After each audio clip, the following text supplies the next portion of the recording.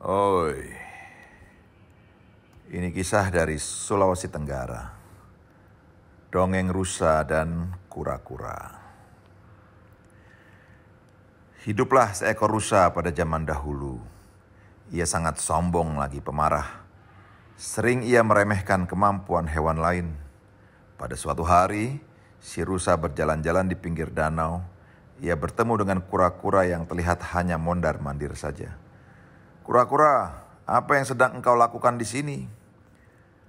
"Aku sedang mencari sumber penghidupan," jawab si kura-kura. Si rusa tiba-tiba marah mendengar jawaban si kura-kura. "Jangan berlagak engkau, hei kura-kura. Engkau hanya mondar-mandir saja, namun berlagak tengah mencari sumber penghidupan." Si kura-kura berusaha menjelaskan, namun si rusa tetap marah. Bahkan si rusa mengancam akan menginjak tubuh si kura-kura. Si kura-kura yang jengkel akhirnya menantang untuk mengadu kekuatan betis kaki. Si rusa sangat marah mendengar tantangan si kura-kura untuk mengadu betis. Ia pun meminta agar si kura-kura menendang betisnya terlebih dahulu. "Tendanglah sekeras-kerasnya, semampu yang engkau bisa lakukan."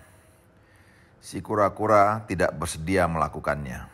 Katanya, "Jika aku menendang betismu, engkau akan jatuh dan tidak bisa membalas menendangku."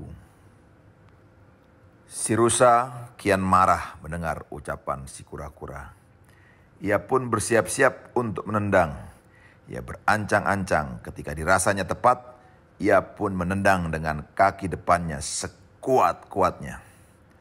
Ketika si rusa mengayunkan kakinya, si kura-kura segera memasukkan kaki-kakinya ke dalam tempurungnya. Tendangan rusa hanya mengenai tempat kosong.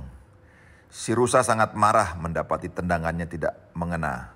Ia lantas menginjak tempurung si kura-kura dengan kuat. Akibatnya, tubuh si kura-kura terbenam ke dalam tanah. Si rusa menyangka si kura-kura telah mati. Ia pun meninggalkan si kura-kura. Si kura-kura berusaha keras keluar dari tanah. Setelah seminggu berusaha, si kura-kura akhirnya berhasil keluar dari tanah. Ia lalu mencari si rusa.